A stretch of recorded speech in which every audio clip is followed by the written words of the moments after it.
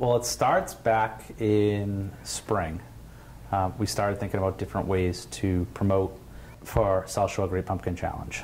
Okay. And it kind of was like, all right, well, one all of a sudden I was like, hey, you know, let's contact Guinness and apply and see if we can apply for the longest distance traveled in a pumpkin boat.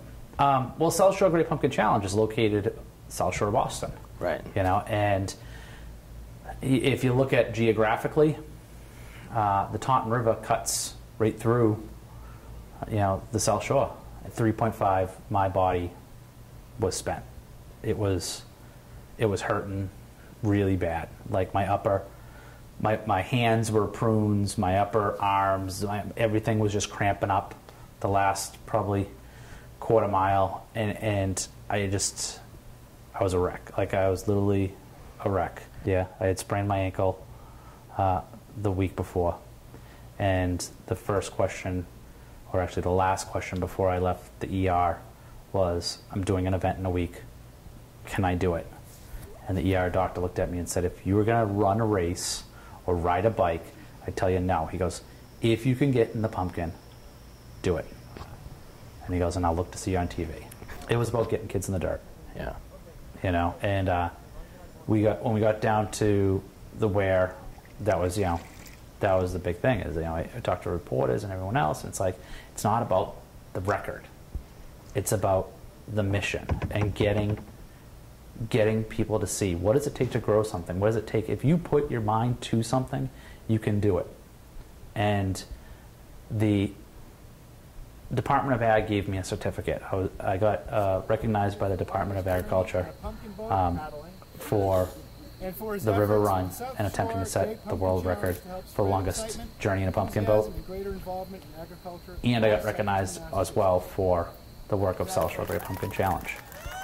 And that's really what it's about. You know, the river run was a fun PR outreach type thing.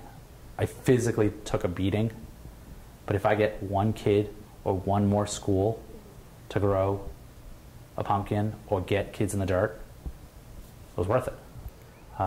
Promote what we do. And, you know, last year we partnered up with Massachusetts Plant Something, which is a combination between the Flower Growers Association and the Landscape Association, which started the momentum of getting the word out about our grant program and our outreach program.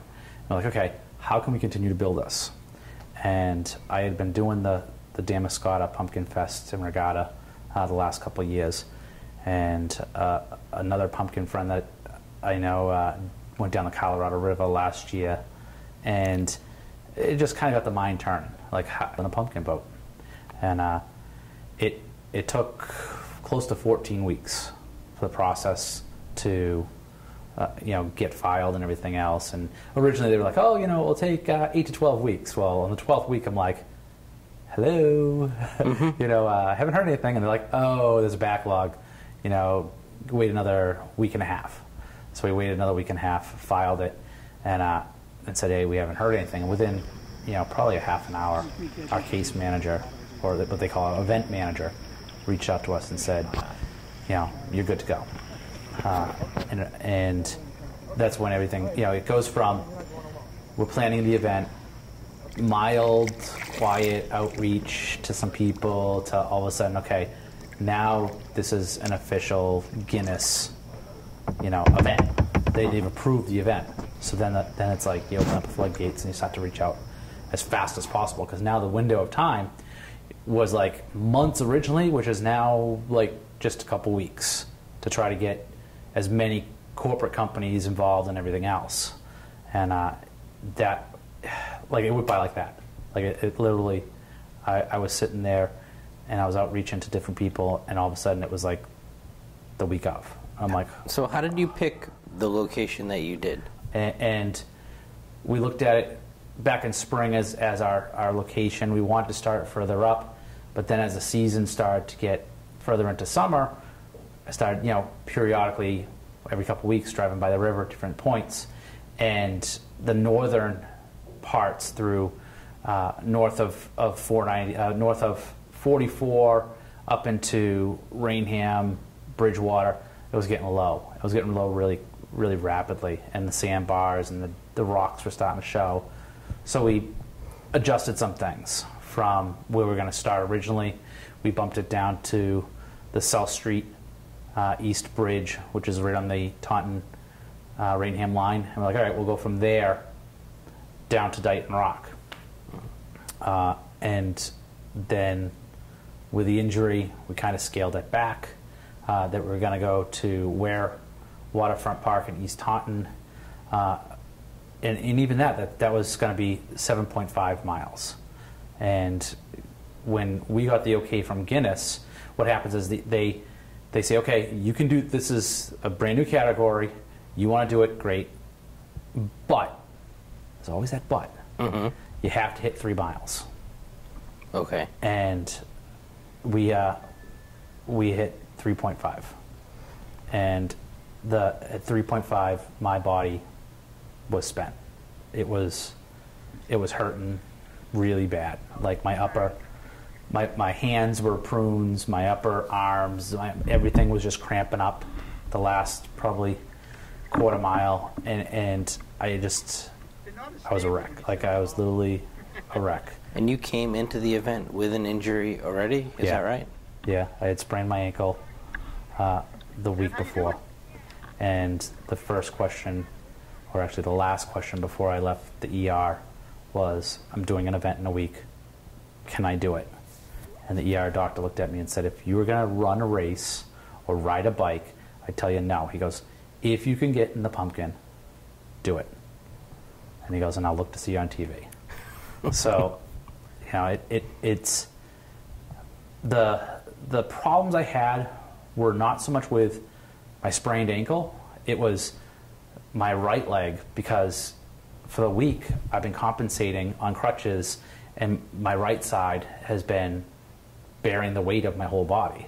So now I'm in this pumpkin in contorted positions, and that's when my right leg was just cramped. It would just all of a sudden just cramp, and I would be sitting in the pumpkin and I would just start screaming cramp, and like all of a sudden all my support boats that were around me, the kayaks and stuff, just come in around me and stabilize the pumpkin, and I'm in the middle of 8 feet, 10 feet of water, and I'm standing up inside of this pumpkin.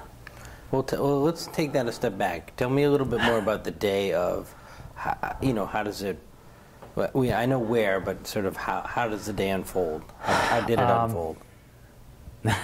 So when you start to plan something, you're like, all right, yeah, this is going to be fun, la, la, la. It's just, yep, okay.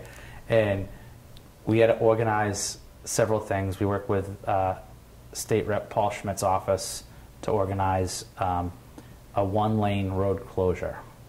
And his office staff person that called the Rainham police said, hey, we have an event coming up that we're supporting. This guy wants to lower a pumpkin off the river. We're looking for a detail, an on-duty detail, to help out with a one-lane road closure. So a week later, he calls her back up and says, didn't hear back from you. You said you were going to check with the chief. And the woman replied back with, oh, I didn't think you were serious. Which is kind of like, that's like, you talk to people a week before and you're like, yeah, this is what I'm going to do. And they're like, yeah, okay, right. It's like, no, really, this is what I'm about to do. And so that day, we loaded the pumpkins up at my house, and we drove back. How many pumpkins? We did 2. We did an 817, which was grown by Brett Rowe, and Brett actually won first place at the Marshfield Fair with that pumpkin. He actually lives down in Plymouth. The second pumpkin came from Andy Wolf, and Andy's actually the president of the Pumpkin Commonwealth, which is like the overseeing governing body for weigh-offs for pumpkins around the world. And Andy was coming out this way from New York for a vacation with his family, and just threw a pumpkin in the back of his truck and drove across Massachusetts with it for the weigh-off. So he donated it to us as well. So I was in the 817, and Josh Peach, who's was a high school friend that we kind of lost touch with. He went one way, I went the other. last year reconnected via the patch over at Center School, and he and I talked like pretty much every other day now. The old hockey, playing on the pond and everything else, that relationship just kind of fell back into place. So Josh's pumpkin was the 700-pound pumpkin. Originally, we were talking about putting a small outboard on it, but then he's like, we'll just, I'll just paddle. And he was in it just to support me, like just to be there and support me in my crazy endeavor. Mm-hmm. So we loaded him up at my house and headed to Rainham. We took all the back roads, and it's like we're going through intersections and people are beeping and waving. And it's like kind of like, all right, and then we come down this hill, and it's like a little bit of a kind of like a wind. Come down, and then we could see the bridge, and there's like 50 to 75 people standing at the bridge, and we're like, look at each other, and we're like, holy crap. And then it's kind of like, this is real, this is happening. The logistics that you mapped out really well they're all gonna fall into place. This is what we're gonna do. We planned this out. We're good. Then there's always those things that happen. It's like, all right, we weren't planning on 5 media crews being there, grabbing me to talk to me. Well, I need to organize things. And police details saying, okay, what's the plan? The tow company saying, okay, we may have to close more than just a lane. I'm like, no, that's not an option. We requested a 1 lane. I can't shut down a whole bridge. So they wrote tape measures, and just like all of a sudden, it's like, all right, everything just kind of, I had to delegate more than I wanted to, and you know me very, very well, mm-hmm. and that I'm the type of person that if something needs to be done, I do it. And it was very hard for me because, number one, I'm on crutches. Number two, everyone wants to talk to me, and I want to get stuff done. Mm-hmm. So, it was like really surreal. And the tow truck measures the bridge. They figure out everything, where they're going to position. We look off the bridge where we're going to drop them, and got the logistics of that set up. There were already people in the water that were going to, once the pumpkin got down there, they were going to unwrap it and pull it to the side while it would back up and grab the second one. So everything for that split moment, which was like, it wasn't really a moment, it was more like 10 minutes of chaos, everything still fell into place. And I held my breath when the first pumpkin went up off the trailer. And I'm like, my biggest fear was that this thing was gonna be off the trailer or 25 feet off the water and slip out of the sling and just go straight down and just shatter when it hit the water.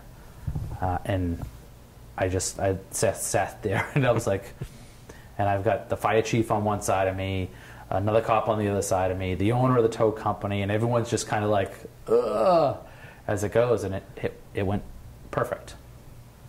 So was there a like a green flag or a star?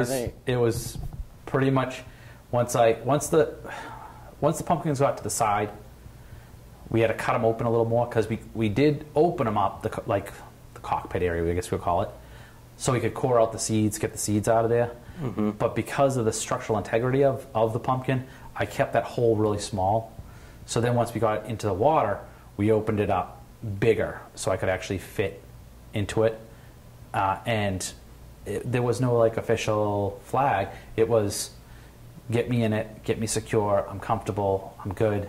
And Josh was in his, and we just kind of got pushed out to the middle of the river. We're like, sweet, we're both comfortable, we're going, this is great. The river was 2 feet lower than it was a week and a half ago when I did a test run down it with a kayak. And how did that change things? Drastically. We hit logs and sticks literally right out of the gate. Like, we got off, we got running, we hit the water, and I'm comfortable. I'm moving down. There's a nice current going, and I got tangled up in sticks and rocks, and it took 3 and 4 people to kind of rock me and maneuver me around to get me free. We drift underneath the bridge. Everyone runs to the other side of the bridge and is screaming, you know, as I start going down. I probably got about 200 yards past the bridge, and we hit another shallow spot. And that shallow spot was probably about, 75 yards long. And it was, again, a battle of rocking it, moving it, spinning it around, and getting me past that to where the point, it's almost like a little sandbar, but it's rocks. And once we got past that, the water deepened out. Overall, the Taunton River is, 8 to 10 feet deep. Mm-hmm. And we were moving pretty good. The other downfall with the Taunton River is it's tidal. So you've got a stream that's coming down this way and an incoming flow from the high tide coming this way, and they overlap. And that high tide keeps on going till it reaches a certain point and it stops. And then it will be what they call calm water, or still water. Then it will reverse and pull out. And we thought we had it mapped out right, and we were in the incoming current longer than we wanted to be. And there was one point, it was probably around the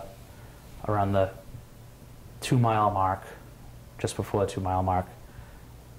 I was frustrated, I was angry, I was just a wreck, and my cousin Jimmy pulls up and he's like, just rest, you don't need to kill yourself, just rest. So I stopped paddling, but the incoming current was still coming at me. Mm-hmm. So now I'm losing ground. I'm going backwards, and I start screaming. I'm like, no, I cannot lose ground. So there was a branch from a tree that came over, and again, everyone kind of barricaded around me, held onto the branch, and I put my head down on the pumpkin and I cried. I cried for probably a good 5 or 10 minutes, and regrouped. I drank some water. I ate a granola bar, and had a moment with friends and family right there in the middle of the river. And it's like you think about different things, like when you're in pain and when you're doing something like this, and emotions that you didn't think you'd have. Like you think, oh, adrenaline's going to make me drive. It's going to give me the drive. It's going to give me the power. I'm going to make it through this. This is great. No problem. Then the reality of muscle pain and emotions come up, and I wasn't expecting that. Grief stuff came up from my mom passing away. Like all sorts of stuff just surfaced. And how long were you out there for? A long time. We put in at 1 o'clock. We lowered the pumpkins down around 12. By the time we got them situated and in them, it was like 1 o'clock when we pushed off. And we got to the bridge at 24, which is 3.5 miles, at about 6 o'clock. And, at that point, we finally got to a point where the tide had gone from the flat to outgoing. So it was a little easier. But it's still like a pumpkin doesn't float like a boat, like a kayak. It spins, it rotates. The current will get you, and it will just, all of a sudden you just start to spin like a top, and you'll be paddling. Like all of a sudden you're paddling, and all of a sudden, because the bend in the river just catches it, the current flow just right, all of a sudden you'll be like, whoop, and you just start to go around in a circle. And you just got to kind of, it took me a while to compensate and get that. And, the hardest part was, every once in a while someone would check online on the website, see where we were. It's like, we got to be further than that. And it's like, I know I went down a week and a half before, so I kind of have an idea where I am, know how many bends we have left before we get to 24. And then it's like, you get to that last corner, and you can see, because they're doing the construction on 24, you can see the crane. It's like, I see the crane. I'm close. And that's when, like, the emotions then kick in again, and the overdrive, and you know, now it's like, okay, we're so close to the end, and the body just wants to stop. And now I'm at the point where I'm paddling, I'm cramping, I'm crying, all at the same time. This one time I got this crazy ass idea. I'm gonna go down a river in an 817-pound pumpkin. Yep, I'm dead. Did you get that?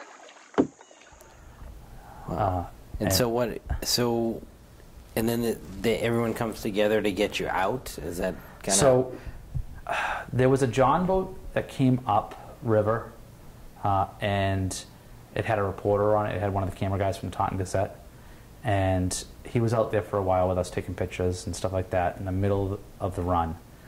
And then he knew the guy that owned the boat.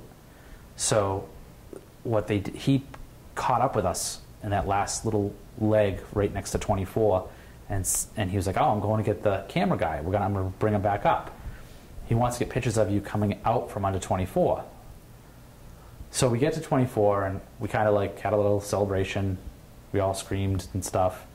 And there was a construction barge underneath 24. So there's a big rope that goes from the barge to the side of the bridge, kind of like spider rigging it so it stays there. So I hung out on the rope. I hung there for a while, and we're like, okay, where's this guy in the John boat? And we waited for a little while, and like it's starting to get, you know, the sun's starting to get ready to set, and it's like, all right, we're burning daylight here, and we still got 3 miles to the weir, because there's nowhere else to pull out once you're in that river. Mm-hmm. So you had to go after the initial 3.5. You went another 3 miles. There was still another 3 miles. Just over 3 miles to get to Ware Park, and the guy in the John boat came back up, and he had agreed earlier to tow the pumpkin the rest of the way. So we finally got done waiting, and we continued on past 24. So, 24 was a 3.5. I probably was, like 3 3/4 by the time I actually got out of the pumpkin. Mm-hmm. But we're just going to, for official record keeping, keep it at the 3.5. He came right up nose to nose. Everyone braced around the pumpkin, and I peeled myself into his boat, and my body was shaking, and the guy from the Taunton Gazette was like literally right there. Mm-hmm. He got the photos. He literally has the money shots, and of me climbing out of it, everything. And the first thing that they did when they pulled up, and we were all sitting, like we were all kind of gathered together, is hands me a beer. He goes, "Here you go," and hands me a beer. So that was kind of nice. So what's next? If you ask me, next is the tallest drop with a giant pumpkin. If you ask Josh wants to start at the Taunton Weir and go down to Battleship Cove next year in a giant pumpkin. So like continue the race or the... Yep. And he's like, well, we could consult with tide experts and this and that. And I'm like, okay, a less physical record would be great. I have, because I'm in the agricultural industry, I have a lot of connections, and one of them suggested that we reach out to the cranberry harvesters and use one of their helicopters and drop a 300-pound pumpkin from a helicopter. So we get the largest pumpkin, the highest height dropped. Okay, wow. And then in terms of the fall, what about the challenge? Is there... We are right now getting ready to paint giant hay bales and get those set up and spotted around town in about a week. We have our weigh off on September 27th. it was a tough pumpkin year for large pumpkins because of the late start. So I may be a little bit stressing on that, that we have enough for the actual Mile of Orange. We will get very creative and use sugar pumpkin displays, or we'll do some other type of display to make sure we have a whole Mile of Orange with some type of, get out and walk, because that's what the Mile of Orange is about, showcasing the growers and what they have accomplished, showcasing local art, but getting people to get outside. It's just, we focus on getting kids in the dirt, and well, guess what? This is another way to get people outside. Get outside and walk, and it's a free public thing. It's a mile. If you don't park your car and have a car at one end, then guess what? You just walk 2 miles, one way back and one way down. All right. So you said that's the 27th? The or way off is the 27th. Okay. And the week after, which is the first weekend of October, is the Mile of Orange on Depot Street. All right. And if people want to find out more about this, the organization? If they want to follow us, they can follow us on Facebook, South Shore Great Pumpkin Challenge, and we're on Twitter as well, which it's a relatively new account. I had it set up for the event. So it's SSGPC, but it's like at SS Pumpkin 1 is, I think, the call sign for that. Okay. Let's see. Is there anything else you'd like to let folks know about this? Next spring, we'll be back at it again. We start the year out with Massachusetts Plant Something Day and 700 seedlings, and we encourage everyone to stop at a registered Plant Something seedling giveaway spot. Langwater's been in it for the last 2 years. There's been garden centers throughout Southern Mass that have taken part last year, everywhere from Hopkinton to Plymouth and Quincy down to Rehoboth. So we cover a pretty broad area, so we try to make it so that there's a giveaway state location relatively close to everyone. So get a seedling, grow something.